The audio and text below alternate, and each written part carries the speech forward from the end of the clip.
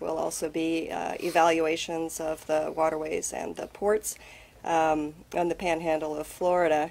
And this work will also involve our key players of the Army Corps of Engineers, as well as NOAA and our state, local, and other agency partners. So in the event, in the aftermath of the hurricane, the Coast Guard has brought the full forces of the Coast Guard to bear with shallow water rescue boats, helicopters, cutters, aids to navigation boats, specialized teams. Everybody is there and ready to roll in and respond. The next few hours, obviously, as we've just had daylight a few hours ago, will reveal further information as to the impact and what that will dictate for the rescue operations and recovery efforts going forward. Elsewhere, Coast Guard crews and assets are positioned ready to respond as the remnants of the hurricane, as already mentioned, are still moving through Georgia, South Carolina, and North Carolina. The ports of Pensacola, Panama City, and Cedar Key remain closed, and the ports of South Carolina, Georgia, North Carolina are open with restrictions at this time. And that's all I have. All right. Thank you, Captain. So next, the major player that helps us with emergency power and temporary power, overcoming emergency power and temporary power, is the Army Corps of Engineers, as well as assessing the damage to the infrastructure. So we have Mr. Ray Alexander with the Army Corps of Engineers. Thank you, Administrator Long. Good morning. I would characterize today as one of movement of personnel and equipment to the impacted area, conducting assessments of our waterways, infrastructure, power needs, debris requirements, roofing, etc. And then finally, water management, if needed, at the various reservoirs and levees that are in the watersheds in the path of this storm. South Atlantic Division, headquartered in Atlanta, has the lead for our response. Brigadier General Diana Holland is the commanding general. She was in Atlanta yesterday at FEMA Region 4. Today she's en route to Mobile, Alabama, and will remain in the impacted area over the next several days conducting her own assessments. She has 5 district commanders, colonels, who will also be out meeting with key stakeholders and visiting their projects and supporting the response effort. We also have key leaders, subject matter experts, liaison officers at all the state emergency operations centers and key local and critical nodes throughout the impacted states. As far as dam and levee safety, currently our assessment is there has not been any significant impact on any of our dams or levee systems, but that assessment is ongoing. Right now we do not anticipate any deviations in the release from our reservoirs. Temporary power, we do have one mission for Florida. A second one is being worked currently for Georgia. We have a power team in Florida. We have an initial push of FEMA generators at Maxwell Air Force Base. Defense Logistics Agency will be delivering 2 other pushes in the coming days. I believe those generators will be further sent down to Albany, Georgia, and Eglin, Florida, to cut down the time to deliver and install those. Navigation, we're in full support with Coast Guard and NOAA. Our survey vessels are standing by as soon as the waters are safe. We will be working with them. Debris, we have subject matter experts on the ground. They'll be doing an assessment of debris requirements. Focus will be initially on route clearance. Roofing, subject matter expert will be assessing what the potential requirements for that might be. Same with water, wastewater. We'll be working hand in hand with EPA. We'll have subject matter experts. Over the next 24 hours, the assessments of the waterways, power, debris, roofing, the impacts of all will continue, and then we'll start looking harder at potential needs for temporary housing, other infrastructure assessments, critical public facilities. And lastly, the Corps remains fully synchronized with the Department of Defense, Department of the Army's response efforts. Thank you, sir. Thank you, Ray. Next up, our partners with the American Red Cross. They play a vital role and lead role in helping us to overcome the food, water, and shelter critical lifeline to stabilize, life sustainment issues that we're facing here as a result of people being displaced. Peter Macias. Yep. Thanks, sir. How are you this morning? So last night, across 3 states, Florida, Georgia, and Alabama, we had approximately 7,800 people who were sheltered in 100 facilities.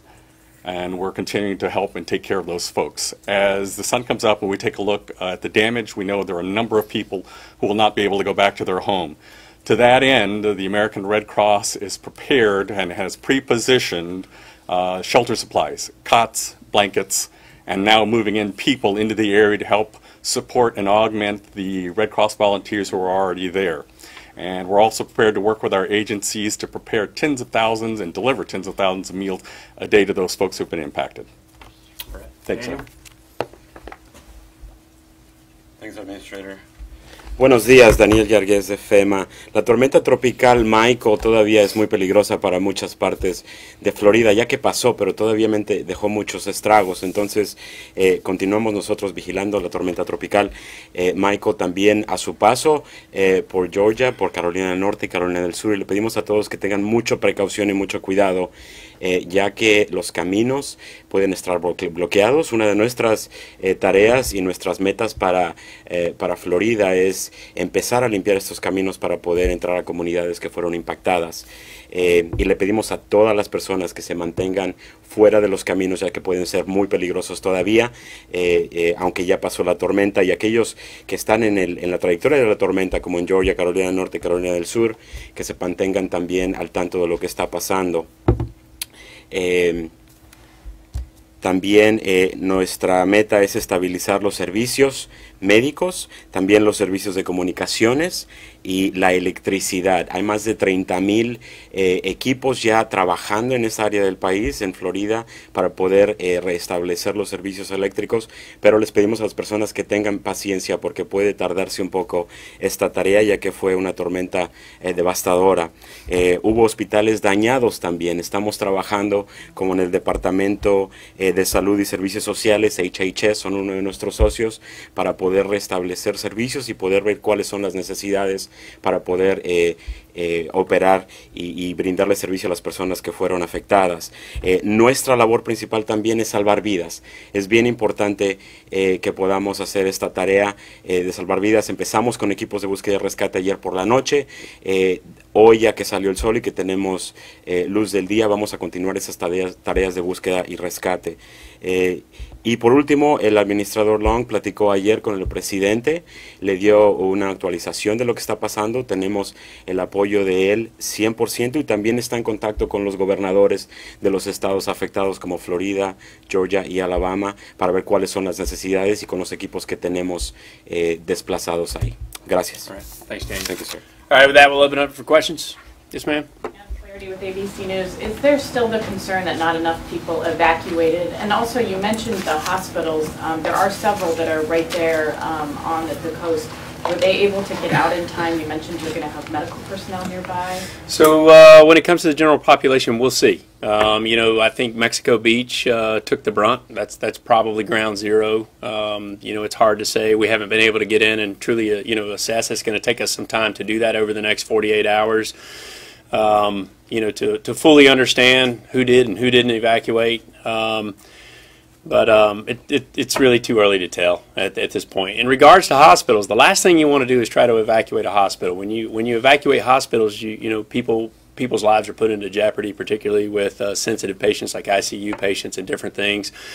So the goal is to try to get them to shelter in place. But in this case, they start to experience damage, and the hospital needs to move its patients out to make sure that we stabilize the standard of care, and that's what we've been working with. We've helped the state and local governments and stayed on top of moving patients out of hospitals that have been damaged, and we'll continue to push forward. And right now, we don't have an idea of how long those hospitals are out of commission. We hope to have a better sense of that, by close of business today. One thing to point out, though, when it comes to the health and medical and the evacuations, like when it comes to private assisted care facilities and different things, it's really their responsibility to have evacuation plans and contracts in place. Many states have laws that dictate those plans and should be regulated and put forward. If those plans fail, then often we're called in to try to help. But we didn't get too many calls. Last-minute calls to help assisted living facilities, last night or the day before to do so. But we do know that a lot of medical facilities sustained damage, in the impacted areas where the storm made landfall. Next question. Anything else? You said it's going to be a long, Kyle Madura, Great Television. You said it's going to be a long time before power's back. Can you put a even if it's a ballpark figure, more of a time frame on that? Well, here again, we're at the mercy of our private power partners. The Gulf Powers, the Florida Power and Lights, the southern companies in Georgia to do that. We take their time frame. What our job is to help the local and state governments to get the first bush debris open, get the roadways open so that the power trucks can come in. But obviously, everybody's seen from the TVs, it's not just power lines being down; it's transformers that are down, it's substations that have been impacted, and this is not stuff that you just put back together overnight, and it's unrealistic for people to think that it's going to happen within the next day or two in some of these areas. What I am encouraged about is that it's about I think the total power outages are somewhere between 500,000 and 600,000 people. We were actually estimating about twice, if not three times that amount, being out as a result of the system. So, that is some good news, but for that 500,000 people that don't have power, we understand the frustration. We're doing everything we can, but it could be multiple weeks in some of those areas. Yeah. Yes, ma'am. Samantha Duroth, Spectrum News. Wondering if you guys have a plan as to what parts you're visiting and surveying. Is there a plan for when you're going to Mexico Beach? They're there. We have teams that are pushing in, trying to get into all areas. It's not just Mexico Beach. It's Southwest, large portions of Southwest Georgia and those rural counties, in there. So we're mobilizing to try to get in and handle as much of it simultaneously as possible. As far as me going downrange, my job is to make sure that we're doing everything from this point, for those governors that we can do. And then I hope to, I'm anxious to get out in the field just like the president is.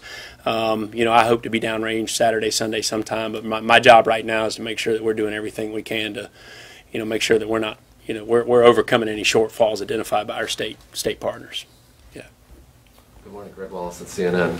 Have you identified at this point any issues with hazardous materials like oil in the Gulf or wastewater plants? And then also, do you have any information on any issues to areas impacted by Florence, what they'll be seeing? Yeah, so in regards to the hazardous waste, hazardous materials is one of our critical lifelines. That's something that we use. Our partners at the EPA, the Coast Guard, help us to really assess. It's a little early yet. For me to say, hey, right now, initially, we don't have any really massive problems with hazardous waste. It could be a little premature. We've got to spend the next 24, 48 hours to making sure that we understand fully the impacts, and once those are uncovered, then we'll do what we can to help our partners overcome them.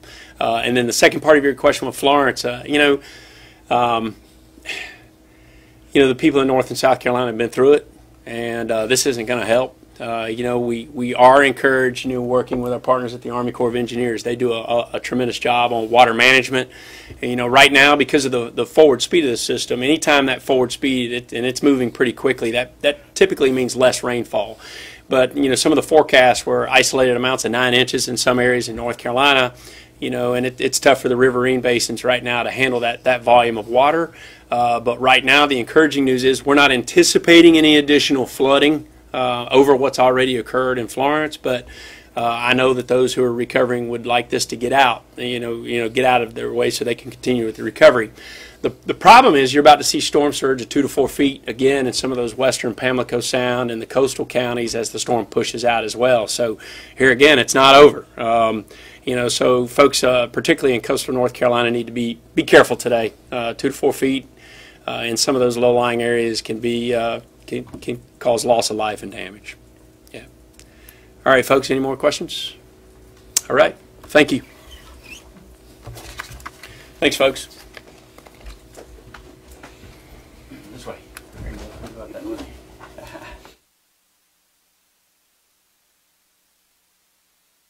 We do anticipate a 3:30 p.m. telephonic update with what we've learned so far today. And with any questions.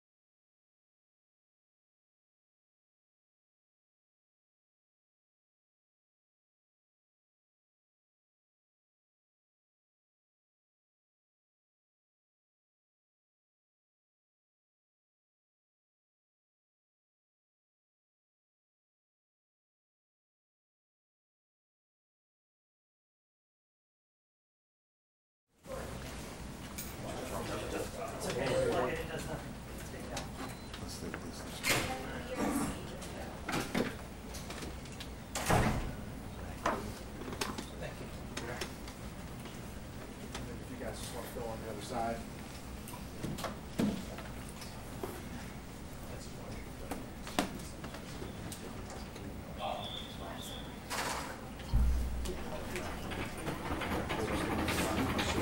PowerPoint presentation. You got some metrics too?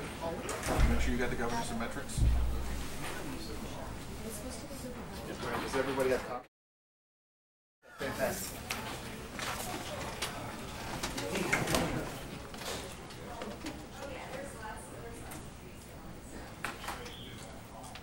It's your last pack from that, right?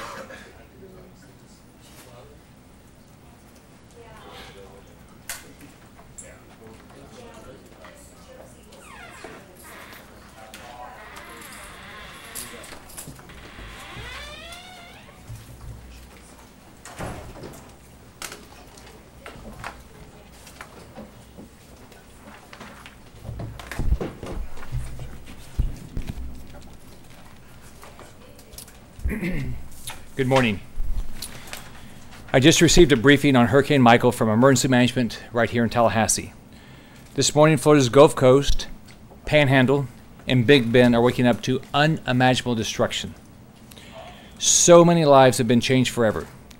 So many families have lost everything. Homes are gone, businesses are gone. Roads and infrastructure along the storm's path have been destroyed. This hurricane was an absolute monster, and the damage left in its wake is still yet to be fully understood. Today, the top focus is search and rescue. We prayed that Floridians stayed safe. Last night, the National Guard, Florida Fish and Wildlife Conservation Commission, and Florida Highway Patrol drove into darkness and unknown light last night to begin rescues, and there are a lot of other people that went with them. Highway Patrol, DOT, utilities,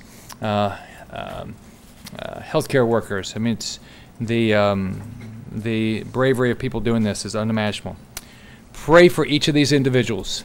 Our law enforcement and first responders are heroes and are leaving their families to help others. We cannot thank them enough. This morning, I will be joining the Florida National Guard to survey damage in Panama City and Mexico Beach. The Florida Department of Transportation is leading a massive effort this morning with dozens of crews to clear debris along critical roadways so first responders, National Guard, medical personnel, food, water and supplies, and utility workers can get to where they are needed.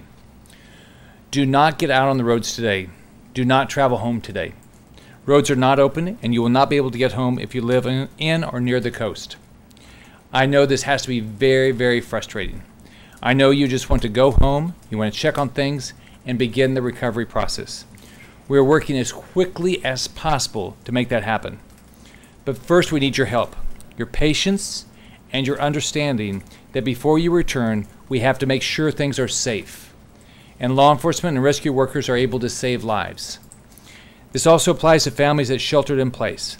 If it is not safe to leave your house, don't leave it, don't take a chance. Listen to local officials. Do not go out and explore the damage. Let the professionals do that.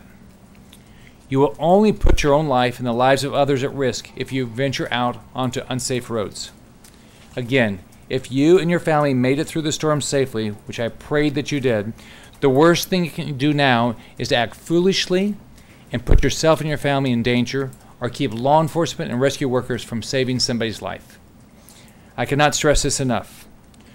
We also need people to be very safe if you're using a generator.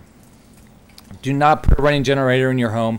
Look at the instructions. Follow the instructions to a T. Be safe. Following the landfall, I requested that President Donald Trump issue a major disaster declaration to allow federal resources to flow quickly into the impacted communities. I spoke with the President before landfall yesterday and again just a few minutes ago, and he is committed to make every federal resource available to help the recover. I was also briefed by the U.S. Coast Guard yesterday. They were pre-positioned in Tampa and Mobile with critical assets and resources during the storm and will be deploying for response. The Coast Guard last night ran 10 rescue missions through the night, and they have already saved lives. I spoke with the Department of Homeland Security Secretary Kristen Nielsen this morning. I also spoke with Brock Long this morning and met with FEMA's Southeast Regional Coordinator Gracia Check. Homeland Security and FEMA have committed to providing everything we need, and we remain in constant contact with FEMA and all our federal partners who are mobilizing this morning. As I said last night, we are deploying a massive wave of response, and those efforts are already underway. Help is coming by air, land, and sea. We have 3,500 Florida National Guard with more than 1,000 high water vehicles, 13 helicopters, and 16 boats for humanitarian assistance, security operations, and search and rescue. The Florida National Guard has coordinated for 15 aviation assets from 9 other states, including 6 helicopters from New York, Mississippi, Maryland, and Ohio National Guards. I want to thank them for that, as well as 9 Black Hawk helicopters from New York, Wisconsin, Colorado, Louisiana, and Kansas National Guards, and I want to thank them for that. There are more than 1,800 local law enforcement officers ready to complete missions and deploy wherever needed. Some of those officers have already deployed into the impacted area, so we're going to augment local police in all the impacted areas. We have 150 Fish and Wildlife conservation officers responding for rescue missions. The Florida Highway Patrol has 450 troopers in the Panhandle, and many troopers, they drove through the night to get down to the coast and begin rescues. There are more than 1,000 search and rescue personnel with 5 fire engine strike teams, 7 swiftwater rescue teams, and incident management team from the Florida Forest Service. Our search and rescue teams have already moved into Panama City, Mexico Beach, Tyndall, Alligator Point, Carabel, and air assets have made contact with Apalachicola and St. George Island. So here's how it works. First off, it's unbelievable what they did last night. If you look at, I don't know if it's every time since I've been governor, it seems like every storm has been at night, and so we were able to start search and rescue right away. This one, as you know, happened during the day, so we couldn't do it during the day yesterday. So, but what was remarkable is if you go, and Wes Mall will explain this after I finish my briefing, but we have all these teams going down each of these quadrants to get to the coast and get to people as quickly as we can. What's remarkable is they work through the night. They work through the night where the lighting's bad. There's unbelievable, there's a lot of forest here, and there's a lot of tree damage, but on top of that, there are down power lines. So everybody worked together last night to get to all those communities, and we're continuing to work all day today. So we're getting all the roads that we can open, and then we're fanning out because just think about it, this is a very dense part of the state. And so it's going to be a lot of work to get to everybody, but we will get to everybody. The Florida National Guard got down to Mexico Beach last night and made contact with about 20 residents that thankfully were not injured or in distress. These soldiers also linked up with local law enforcement, and they're continuing their mission. These brave men and women have already made incredible progress by getting into these areas, and they're working in unimaginable conditions. And I know what I'm going to see today is way worse than I would ever have imagined. The Florida Department of Health has 80 ambulance strike teams and 400 ambulances to support search and rescue operations, healthcare facility evaluations, and local EMS augmentation. We have 2 hospitals that are down in Panama City, and the state health officials are actively working to evaluate those hospitals and provide critical care to patients. I spoke with the individuals responsible for those hospitals, and they're very appreciative of the efforts all night long to evacuate critical patients, and I know we're working efforts today to get the patients out of there. And then I want to thank everybody that's helping open up temporary facilities to take care of our injured. Department of Health has 50 nurses to staff special needs shelters, 3 federal disaster medical assistant teams with 105 staff, 1 hospital augmentation team from the International Medical Corps, which includes 50 nurses, 2 hospital emergency department teams, and 1 emergency hospital. I went through this back with Irma, and what the services they can provide in this temporary facility is remarkable, and it's just a class act group of people that work very hard to want to take care of people. This Florida Agency for Healthcare Administration continues to be in contact with healthcare facilities to ensure they have the resources they need. And my expectation is all of our patients are going to be taken care of. And ACA and Department of Health is working with all of our facilities to make that happen. We have 2 million meals, 1 million gallons of drinking water, and 400,000 pounds of ice that is being distributed right now. And we're going to get that out as quickly as we can and keep it flowing. The Red Cross is also bringing in 500 disaster relief workers to shelter and feed at sites in affected counties. And I want to thank the Red Cross. They've always shown up and done a great job. Right now, utilities are reporting more than 400,000 homes and businesses without power. So we'll have some updated numbers through the day. As you talked, here's what I've been talking to the utilities this morning, and today is they're doing everything to assess the damage and to come up with a plan to restore power. And they're bringing in assets. We have over 19,000 people working on power restoration, but the process is they've got to figure out exactly what they need to do, and then they've got to allocate the resources to get it done. It's very, very, very important that we all stay safe. You've got to listen to local officials. Do not try to travel home to a coastal county that was in the path of Hurricane Michael. It's not safe. It might not even be possible that you're going to be able to get there, and you're going to get in the way of law enforcement and rescue workers who are trying to do their job and save people's lives. Everyone needs to stay off the roads. The entire nation and world have watched as this monstrous storm has devastated our Gulf Coast and our Panhandle. The love and support we've received from so many has been overwhelming, and we greatly appreciate all of the resources and prayers that have been offered. On behalf of the Gulf Coast and the great state of Florida, I want to thank the nation for your prayers. We will stop at nothing to keep people safe. We will use every resource. We will not waver. We're not going to stop fighting. During disasters, Floridians take care of each other. We've been through a lot together, and we will continue to do that.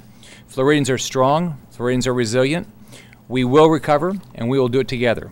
I just want to keep everybody safe. You can go to visit, if you want information on shelters or emergency assistance, go to floridadisaster.org. If you want to know about current road conditions, you can go to fl511.com. But just remember that on a lot of the roads, they're not going to be listed as closed because we don't have enough information yet, and they might be impassable. So we're getting more information all the time. But there's a lot of down power lines up here, and there's a lot of fallen trees, and it's dangerous. Everybody DOT, forestry, everybody's working hard to get our roads open. So it's going to take some time to survey and clear all the roads, but DOT will be updating the website as quickly as they can. You can call the State Emergency Information line for assistance. It's 1-800-342-3557, 1-800-342-3557. You can also get information at FL CERT or FL Gov Scott on Twitter for live updates. El huracán Michael fue una tormenta muy peligrosa. Escuché a los oficiales locales. Muy importante. Escuché a los oficiales locales y mantenga a su familia a salvo. Tenemos un esfuerzo masivo de respuesta para ayudar. I'll be glad to answer any questions. And again, when I finish, Wes will come up and explain the map, and I think everybody has one there. You mentioned a number of internet resources and places to find information, but the problem is that even here in Tallahassee, cell phones are not working, there's no power. How do people learn anything? Yeah, we're working. We're working to get we're working to get the power back on. We've been talking to the telecom providers to get them back up. We're going to do it as quickly as they can. But for those that do have it, this is where you can get information. But we're working hard to get it all up. Governor, you said something about air assets that got into St. George Island.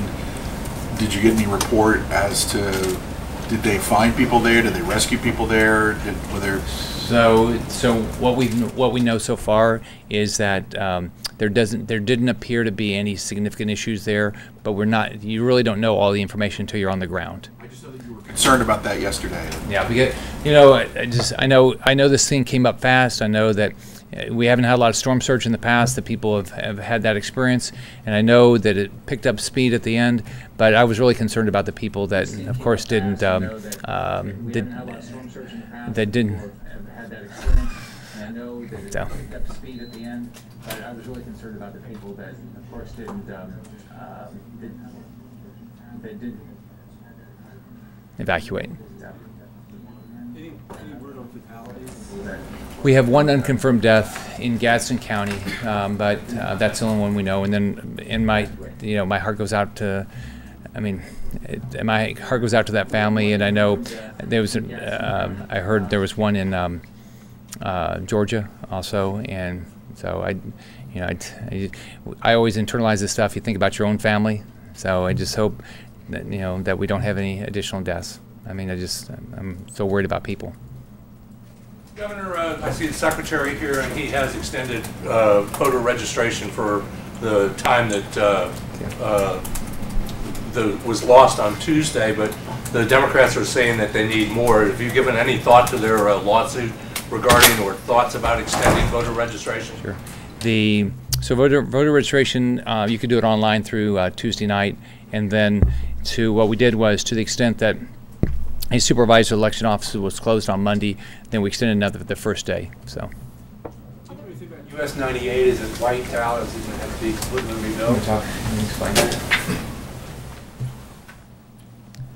So based on the projected storm surge, we do anticipate there are some issues on 98. We actually have some of our engineers going up in the air this morning to do an inspection, and then we'll put together a plan for recovery at that point.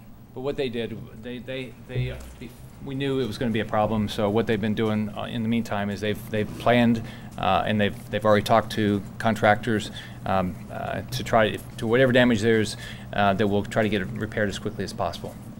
So. Take one more question. Are there any early damage estimates on how much? No, the way the process will work is it'll come up through the county, and then they'll work through here. But no, we don't have any right now.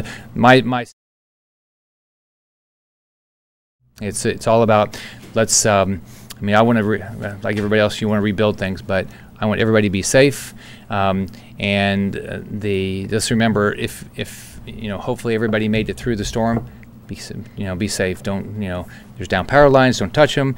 There's a lot of trees down. Don't get injured.